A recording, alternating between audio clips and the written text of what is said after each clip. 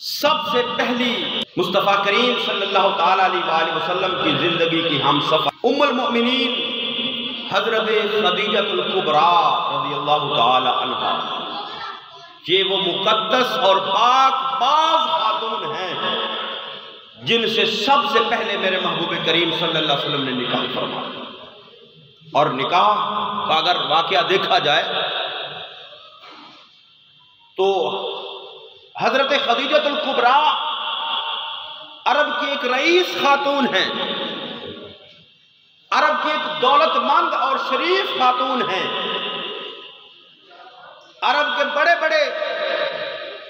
سرداران ان سے نکاح کی خواہش مند ہیں۔ پہلے شادی ہوئی، بیوہ ہو گئی، اب فرماتی ہے کہ میرا دل جو ہے وہ شادی کرنے سے اچاٹ ہو گیا کہ میں اب شادی نہیں کروں گی۔ بڑے بڑے سرداران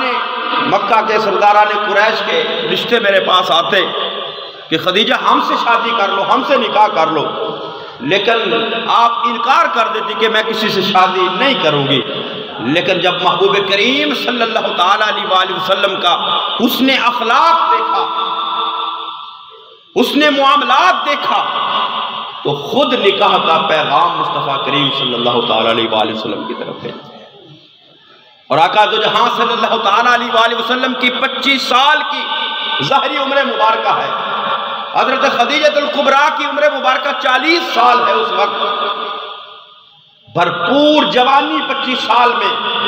لیکن نبی کریم صلی اللہ تعالی علیہ وآلہ وسلم نے حضرت خدیجتulkubraa کے ساتھ نکاح کیا۔ اور پھر وہ پہلی خاتون ہیں جنہوں نے سب سے پہلے کلمہ پڑھا اور سب سے پہلے اسلام کو قبول کیا۔ وہ ہے خاتون اول، سب سے پہلی خاتون جنہوں نے مصطفیٰ کریم صلی اللہ تعالی علیہ وآلہ وسلم کا سب سے پہلا کلمہ پڑھا، اور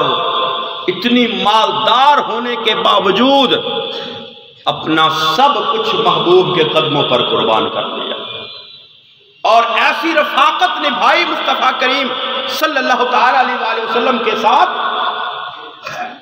کہ جب آقا کریم صلی اللہ تعالی علیہ وآلہ وسلم اعلان نبوت سے، وحی کے آنے سے پہلے غار حراء کے اندر نبی کریم صلی اللہ تعالی علیہ وآلہ وسلم تشریف لے جاتے، وہاں پر اپنے رب کی عبادت میں مصروف رہتے، کئی دن وہاں گزر جاتے، تو حضرت خدیجتulkubraa گھر سے کھانا تیار کرتی، تیار کر کے محبوب کی خدمت میں جا کر پیش کرتے۔ ایسی خدمت شعار، ایسی وفا شعار بیوی، اور پھر اللہ نے بھی انعام عطا فرمایا۔ اس خدمت کا صلہ اللہ نے کیا عطا فرمایا، اور رسول اللہ صلی اللہ تعالی علیہ وآلہ وسلم نے کیا صلہ عطا فرمایا۔ ایک مرتبہ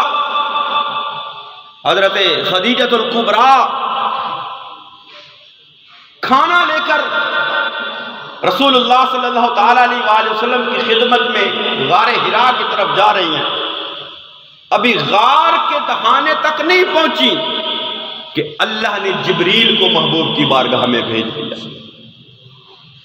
جبریل اللہ کا پیغام لے کر آئے کہ اے محبوب، اللہ کا یہ پیغام ہے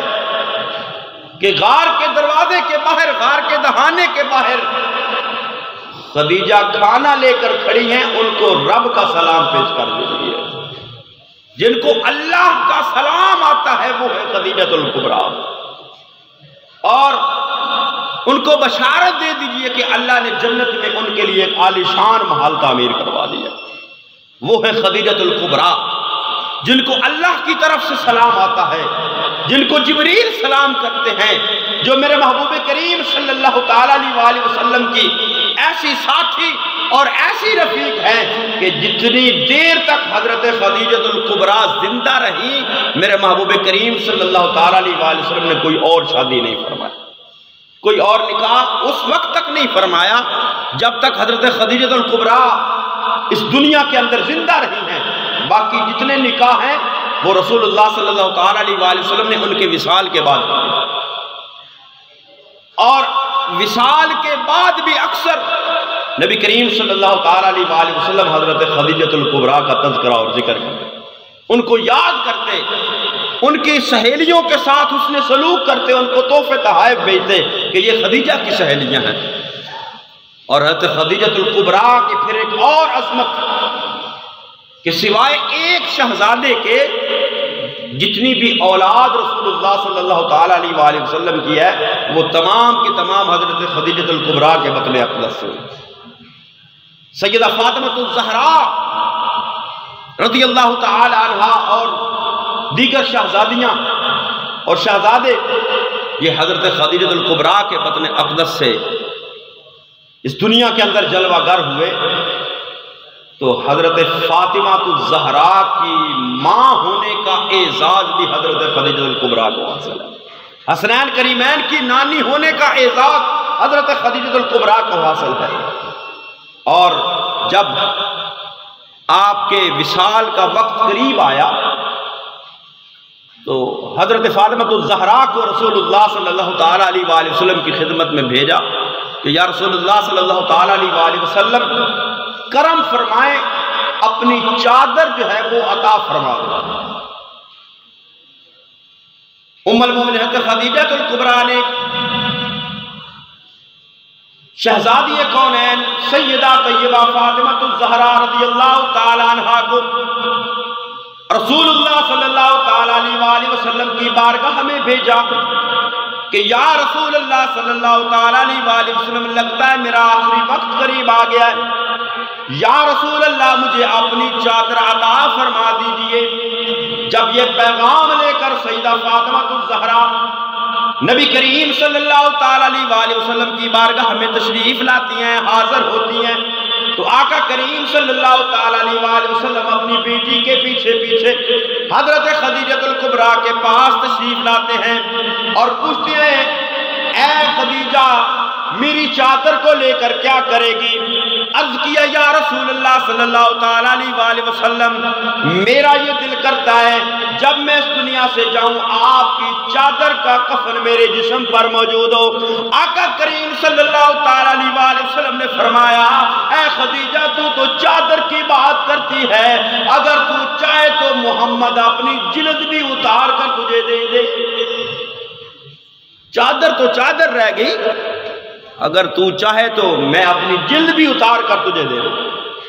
یعنی یہ وفا شعار بیوی کی جو خدمت ہے اور جو محبت ہے اس کا اظہار ہے رسول اللہ صلی اللہ تعالی علیہ وآلہ وسلم کی طرف سے۔